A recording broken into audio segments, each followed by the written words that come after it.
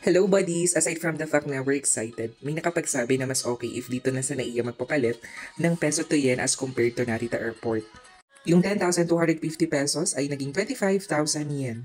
Yes, you heard it right. We'll be riding Jetstar going to Narita Airport in Tokyo, Japan. At isa kami sa naunang sumakay kaya medyo maluag pa sa ngayon. And we arrived now in Narita Immigration. Bawal dito mag-take ng video, late ko lang na-realize. Buti walang sumita sa akin. Medyo mahaba ang pila pero mabilis namang umusad. Make sure na ready na yung mga QR code screenshots na na-generate after you fill out yung mga forms sa Japan Web.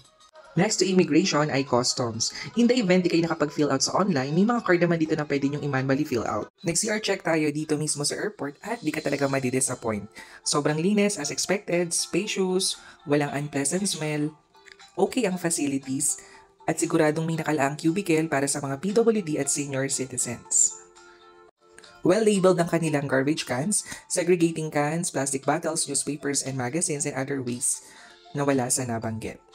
They also have vending machines for prepaid data SIM if you need high-speed internet.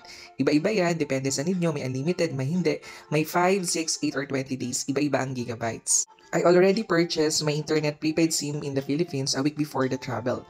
Nabili ko lang siya sa halagang 795 pesos sa isang shopping platform. Dito sa airport, maraming pamimilian na instant food like the following.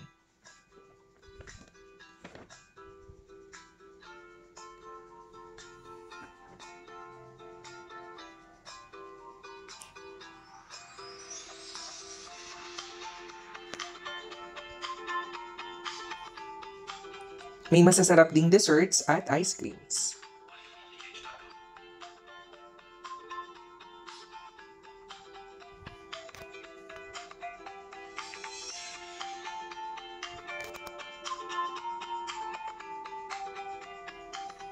Marami ring choices sa drinks pero mostly tea ang nandito. May sweet potato at iba't ibang bread din.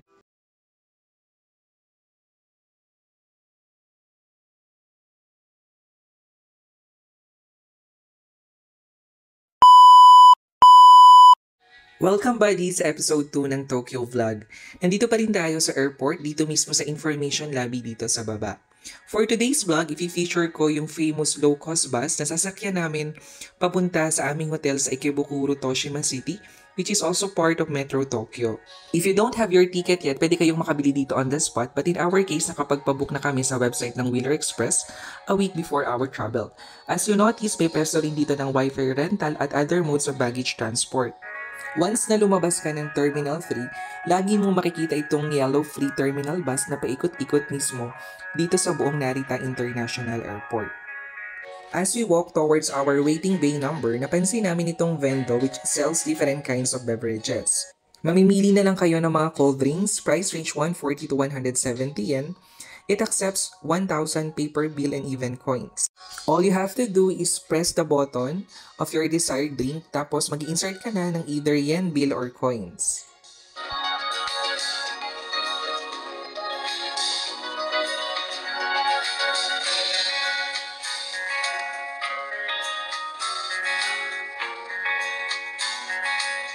(9:10 a.m. dumating ang aming airport bus and as is scheduled exactly 9:20 a.m. umalis ito sa terminal.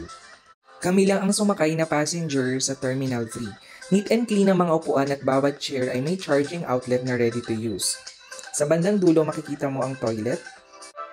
Kukunti lamang ang pasahero ng first trip at halos bakante pa ang kalahati ng mga upuan ng bus.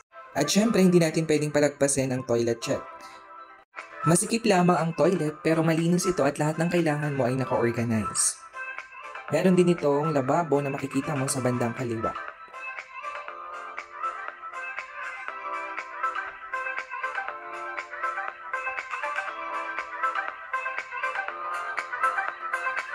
But it's very visible sa mga kalsada ang mga Japanese citizens na laging ginagamit ang bike as mode of transportation. Maingat ang mga driver at lagi nag-give way sa mga pedestrian all the time. At ganun din ang mga pedestrian or tumatawid. Sinisigurado nila na turn na nila tumawid bago tumawid. May sasakyan man o wala na naghihintay. Ganun sila kadisiplinado. After 105 minutes, nakarating na kami ng Ikebukuro Station at bababa na kami in few minutes.